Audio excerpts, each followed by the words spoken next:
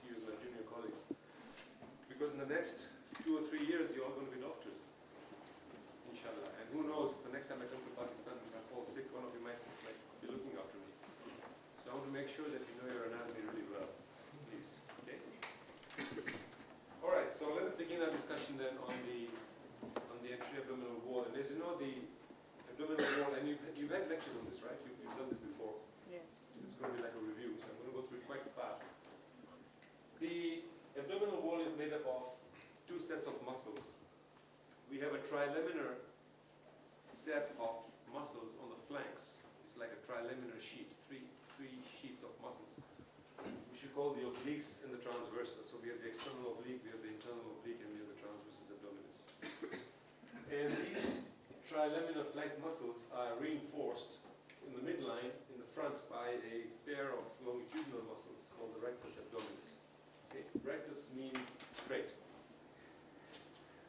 Now, all these muscles have various sites, have various sites of insertion, and one of the major sites of attachment for all these muscles is a midline knot of connective tissue, a midline seam, like a seam of a pair of trousers, a seam of connective tissue called the linea alba. Okay? And attaching into the linea alba are the aponeuroses of these 3 layers. Okay? Now, each of those muscles, the external oblique, the internal oblique, and the transversus, as they approach the midline, they create this very broad, flat, sheet-like deficits. We call these aponeuroses. So we have an external oblique aponeurosis, we have an internal oblique aponeurosis, and we have a transversus abdominis aponeurosis. And all 3 aponeuroses, before they form the linea alba, they will enclose these rectus muscles by forming what are called the rectus sheath. So we're talking about an anterior rectus sheath and a posterior rectus sheath, right? Okay, clear so far? Okay, deep to the muscles are 2 more layers before we come to the actual abdominal organs. We have a layer of fascia, which is a very, very loose layer, loose areolar tissue. It looks like a spider's web, which lines the inside of the transversus abdominis. Anyone remember what the fascia is called? Transversalis fascia, very good. So we have transversalis fascia, and then deep to transversalis fascia is going to be the peritoneum. Okay? There's a little bit of extra peritoneal fat. And then, of course, deep to the peritoneum, we're going to have the abdominal cavity, the peritoneal cavity. And we'll talk more about that next time. All right, so let's look at some very simple slides of these muscles. So here is the external oblique, which forms an aponeurosis, which inserts in the midline of this linea alba. So there is the external oblique aponeurosis. Now, right at the area of the groin, there is a gap, there is an opening in the external oblique aponeurosis, which we call the superficial inguinal ring. Now remember that the superficial inguinal ring is not really a hole. It's just a dimple, and I'll explain to you how it works. Okay? It's not an opening as such. It is like when you're putting a finger into a glove. You've all worn gloves in the lab, right? When you put your hands in a glove and you hold your finger like this part of the glove which covers your hand is the external oblique aponeurosis. The finger is the spermatic cord. Now the place where your finger is entering the glove, that's called the superficial inguinal ring. So it's not really a hole, but it's an extension. It's an evagination of the external oblique aponeurosis around the spermatic cord. So from the outside you can't see there's a hole. Make sense? Following? Okay. The next layer is the internal oblique. And I won't go into the details of the muscles. Again, we have the internal oblique aponeurosis. Now, both external oblique aponeurosis and internal oblique aponeurosis are going to contribute to the formation of the rectus sheath. We know this, right? And we'll go over this in a little bit. And then we have the transversus abdominis muscle with its aponeurosis. And this slide shows part of it forming the rectus sheath. Now, when you look at the transversus abdominis muscle, which is the deepest of the 3 layers, you see a gap at the bottom near the groin. And that gap, if you look through the gap, you will see the next layer, which is deep to the transversus abdominis muscle, which is the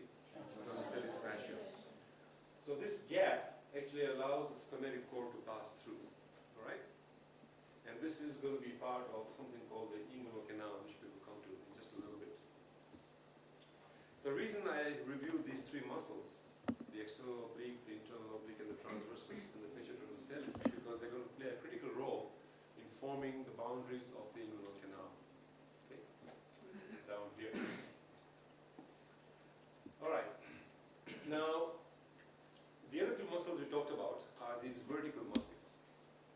A pair of longitudinal running muscles called the rectus abdominis, and they are separated by these intertendinous intersections, right? So those of you who like working out in the gym and like to show off your girlfriend and all that, create this six-pack. They call it the six-pack abdomen. You've heard of that, right? Okay. So these are the things which are creating that appearance. There's about the sheet there. Now, if you look from behind, from inside the abdomen, if you're sitting inside the abdomen and you're looking outwards, you can see the back of these muscles. So this, what muscle is this going to be? Transversalis. Transversus abdominis, very good. And then you can see the posterior rectus sheath. So the posterior rectus sheath only goes as far as roughly the level of the anterior suprailiac spine, where below this level, all three layers, all three aponeuroses are going to go anterior. So you only have an anterior rectus sheath. So below the level of the anterior suprailiac spine, you don't have a posterior rectus sheath.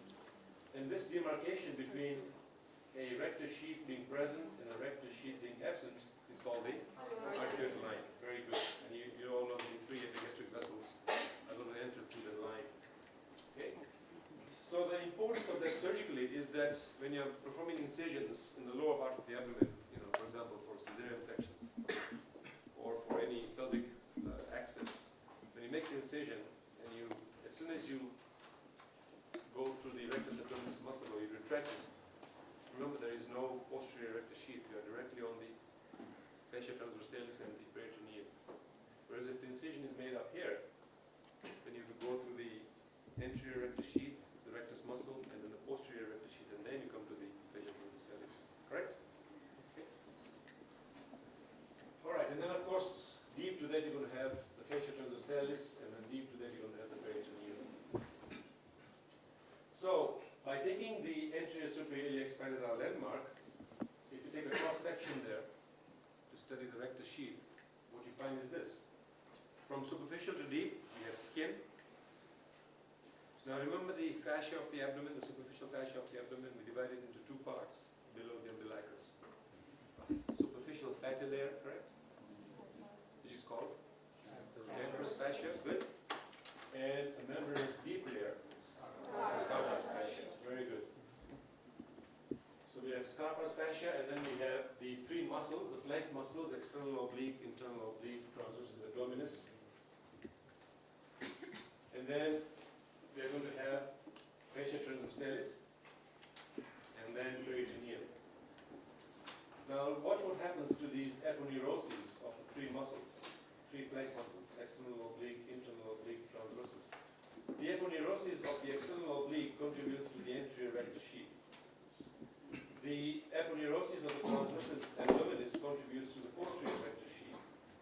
And the aponeuroses of the internal oblique splits and contributes partly to the anterior rectus sheath and partly to the posterior rectus sheath. Right? So you have both an anterior rectus sheath and a posterior rectus sheath surrounding the rectus abdominis muscles. Clear? And of course, we know they meet in the midline of this thing, which is called the linea alba. Very good. However, if you take a section below the anterior suprailiac spine, okay, then the story is a bit different.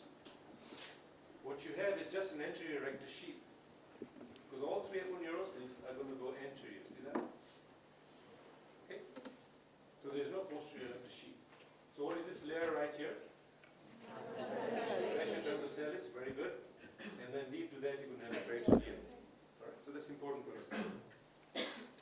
All right. Let's go and look at the inguinal canal. The inguinal canal, as you know, is a oblique slit-like passage in the groin in both males and females that was created during the descent of the testes. Correct? Right. In the females, it is not that substantial because in the females, we know the ovaries, we know the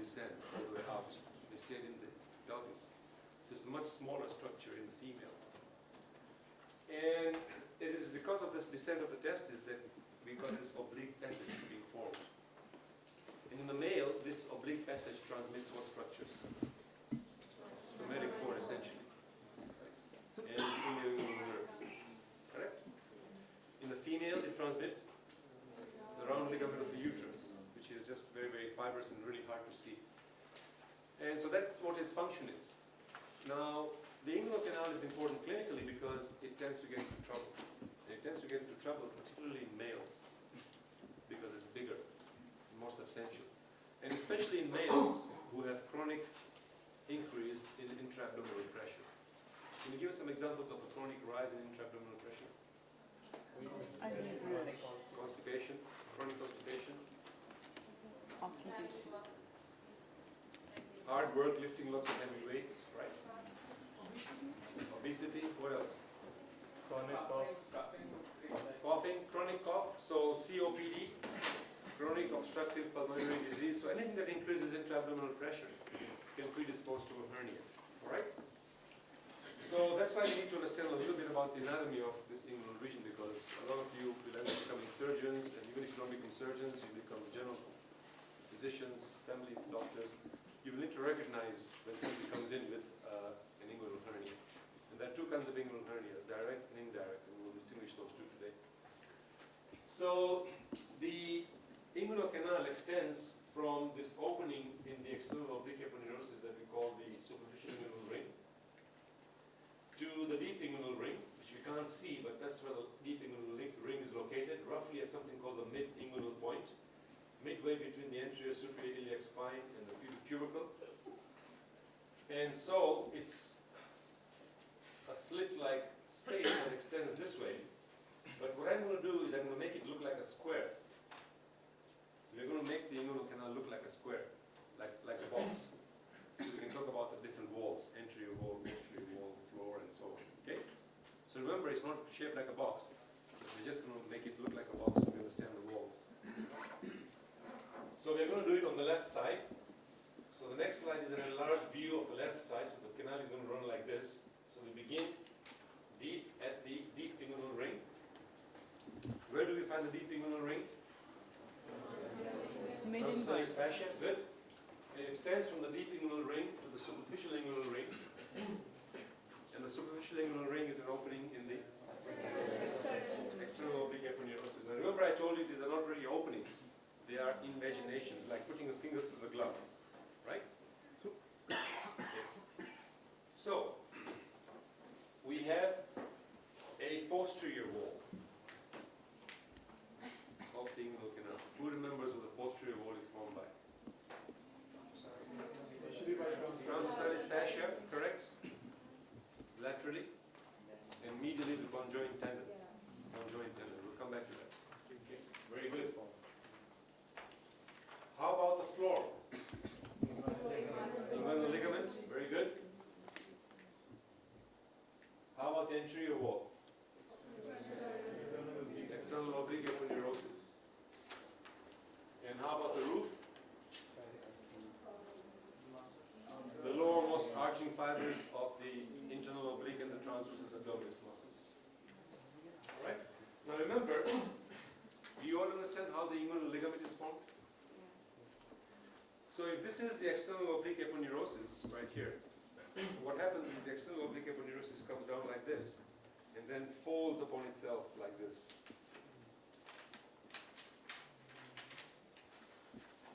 Forming a gutter. You now take this piece of paper with the gutter and you attach it between the anterior superior iliac spine and the pubic tubercle. The outside of this is called the inguinal ligament. This is the external oblique aponeurosis. Alright? So running in this gutter, my finger is a spermatic cord. Correct? So if I were to take a scalpel and make an incision in the external oblique aponeurosis, what would I see?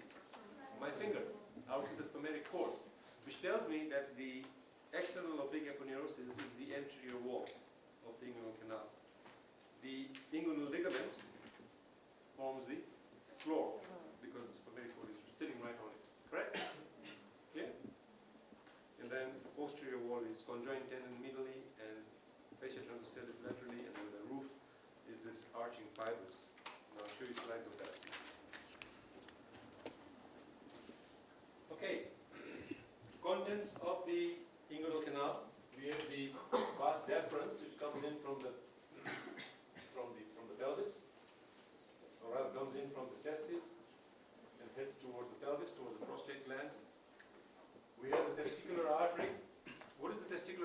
branch of? Aorta. Abdominal aorta, very good. And we have the testicular veins, which form a plexus around the artery called the pampiniform plexus. All right, you know the function of the pampiniform plexus is to create a countercurrent mechanism of convection that keeps the testes cool. Right? Where do the testicular veins drain? One into the renal vein. On the left hand side, Renal vein. to the left renal vein. Good. And on the right hand side, IVC. Good. Why is it important to know clinically? Because sometimes you will see a condition called varicocele. Varicocele, varicose veins of the testicular veins. And it occurs mostly in men, and it's more common on the left-hand side. And oftentimes when you have a varicocele, there is something that's obstructing the left renal vein. So you suspect a renal tumor, for example, a renal mass, or an abdominal tumor, right? So anybody who comes in with a varicocele, you have to rule out an abdominal mass because it might be compressing the left renal vein or even the left gonadal vein. So that's going to be important. So we have testicular artery and vein. We have a nerve which runs right along those vessels within the spermatic cord. What nerve is that? Genitofemoral nerve. Which branch of the genitofemoral? The genital branch. The genital branch, because the femoral branch runs down like this and supplies the skin of the femoral triangle. So it's the genital branch. Okay. What does the genital branch supply?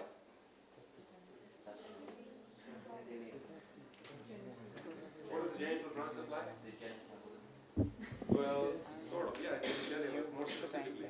The cremaster muscle. You all know the cremaster muscle? The cremaster muscle and the cremasteric fascia? You heard of cremasteric fascia? You haven't? Okay, we'll come to that. Anyway, those of you who are guys, and don't do this right now, but when you're alone in your private, when you're in the washroom, and you're sitting in the washroom, just stroke the medial side of your thigh, like this. Don't overdo it. Just stroke the medial side of the thigh and watch what happens to your scrotum. It'll rise.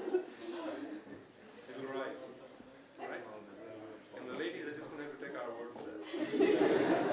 And this is called the cremasteric reflex, and it's designed to elevate the testes for temperature control and also during times of somebody being threatened. So if somebody is threatened by another person, like he's going to be kicked in the groin, the testes retract into the abdomen, like, okay. So that's the function of that nerve, okay? And it's L1. It's L1. So remember that. Now, the other nerve that is found very close by is the ilioinguinal nerve. And the ilioinguinal nerve actually enters the canal somewhere halfway. And then what does the ilioinguinal nerve supply? It supplies the areas that is named after iliac region, and inguinal region. It supplies the skin of the iliac region and the inguinal region, and also the skin of the external genitalia in both males and females. All right? But that's outside this spermatic cord. So as these guys leave via the superficial inguinal ring, they are going to acquire a covering like a finger passing through a glove, and this covering is going to be the external spermatic fascia. Clear? All right. Okay, now we are going to start forming the spermatic cord. Everybody clear about the contents of the inguinal canal and the boundaries? So this inguinal nerve, it doesn't pass through the canal, or it's above it? The what? The nerve? This Ilioinguinal nerve comes in between the internal oblique and the transversus abdominis. Right? And then it pierces the internal oblique and then gets into the canal. Okay? But it's outside the spermatic cord. It stays just beside the spermatic cord. And I'll show you some more pictures of it. So let's look at the layers that the vas deferens and the testicular artery vein pass through. And remember, these are like plastic sheets. Like, think of a glove. They are plastic sheets, and think of taking a plastic rubber sheet and pushing a finger through it. All right? And then taking a second sheet and continuing to push your finger through it. And then taking a third sheet, different color, and continuing to push your finger through it. By the time you finish pushing through the third sheet, your finger will have 3 layers around it, correct? Okay, so this is the first sheet. All we are going to do is take the vas deferens and the testicular artery. We won't put in the testicular vein and the nerve, just to keep it simple. But all these structures are going to do the same thing. So as they enter this layer, they're going to form a finger like a glove. And they will acquire this covering around them. This point here, in the transversalis fascia, where these structures are invaginating it, is called the deep inguinal ring. Clear? The deep inguinal ring. Just like putting a finger through a glove. Then they go through and this forms a layer around them called the internal squamatic fascia. Then they go through a second layer, which is going to be the internal oblique, usually. Transversus doesn't make too much of a contribution. Internal oblique. And the same thing happens. You get a second covering over the structures. They continue through it, and this second covering forms the cremasteric fascia. The cremasteric fascia is a combination of muscle, skeletal muscle, which is derived from the internal oblique, and some fascia, which forms a covering around the spermatic cord like a net. Forms like a net around the spermatic cord. Okay? That's what we call the cremasteric fascia. And then it goes to a third layer, the external oblique aponeurosis, which creates a third layer around these things, like wearing 3 gloves simultaneously. Okay? And then this place where you get the invagination happening is what we call the superficial inguinal ring. So remember, the deep and superficial inguinal rings are not something that you can see as a whole, but they are simply continuations of these layers around the contents of the spermatic cord. Make sense? Okay, good. So we can continue this now. This forms the external spermatic fascia. So we have internal spermatic fascia from the transversalis fascia, we have cremasteric fascia from the internal oblique, and we have external spermatic fascia from the external oblique aponeurosis. So these guys continue and will form the spermatic cord, which will contain the vas deferens, the testicular artery and vein, and the genital branch of the genitofemoral nerve. So if you take a cross-section of the cord, you see the 3 layers. External spermatic fascia from the external oblique, cremasteric fascia, and internal spermatic fascia. Right? And then we'll have the contents, which are going to be the vas deferens, testicular artery, testicular vein, and the genital branch of the genitofemoral nerve. Make sense? Okay. So there is a spermatic cord, and this goes all the way down to the testes. And these layers, these 3 layers, the internal spermatic fascia, the cremasteric fascia, and the external spermatic fascia, go all the way around the testes, all the way down. Okay? Through the groin. So let's see how that works. So once again, very quickly, we have the vas deferens, or the peptus deferens. We have the testicular artery. We have the testicular veins, or the tympaniform plexus, if you like. And we have the genital branch of the genitofemoral nerve, correct? So the first layer that passes through it is going to be the transversalis fascia. And that forms a sleeve around these structures, like so. So they pass through these structures, and this is what gives us the internal spermatic fascia. Okay? They then go through a second layer, the internal oblique, which gives them a second sheath, a second glove over the finger, which forms the cremasteric fascia. And then they go through a third layer as they're passing through the inguinal region. And the third layer is from the external oblique and gives rise to the external spermatic fascia. Okay, so here you see all the 3 layers, and all 3 layers are going to surround the testes. Okay, so internal spermatic fascia, cremasteric fascia, external spermatic fascia, all the way around the testes. So when this cremasteric fascia contracts, when stimulated by this genital branch of the genitofemoral nerve, the efferent limb of the reflex is the obturator nerve. All right? The efferent limb is going to be the genital branch of the genitofemoral nerve, and the testes will rise. Okay? So this is how it's arranged. Okay, now let's build this. Let's build our canal in the groin itself, to put it in perspective. So you all understand the concept of the layers and the concept of the finger going through 3 different gloves, and the finger being the spermatic cord, all right, with the vas deferens, the testicular vessels, and the genital branch of the genitofemoral nerve. The same thing happens in the female, except instead of the vas deferens and instead of the testicular vessels, we have the round ligament of the uterus, and we still have the genital branch of the genitofemoral nerve, but it doesn't do the cremastrate. It just does the skin. Okay. Okay. So everybody familiar with this? Femur, pubis, and ischium, part of the ilium. This here is the linea alba. So let's put in our first layer. You're going to go from deep to superficial. So we are just looking at the groin. Okay. So you cut these layers right about there. So this is the transversalis fascia. We're starting deep. Okay. Coming in from behind, we're going to have the vas deferens. We're going to have the testicular artery, testicular veins, and the genital branch of the genitofemoral nerve. So they're going to come in from behind. They're going to form this finger, right? Like so. From behind, like we saw in the previous slide. Okay? So this here is going to be the deep inguinal ring. Correct? And this layer is going to be the internal spermatic fascia. You all with me? Okay. Coming superficially, the next layer is going to be the internal, the transversus abdominis, sorry. Transversus abdominis. And usually, transversus abdominis does not make a contribution. There's just a gap in the muscle. Alright? And this thing pass below the gap.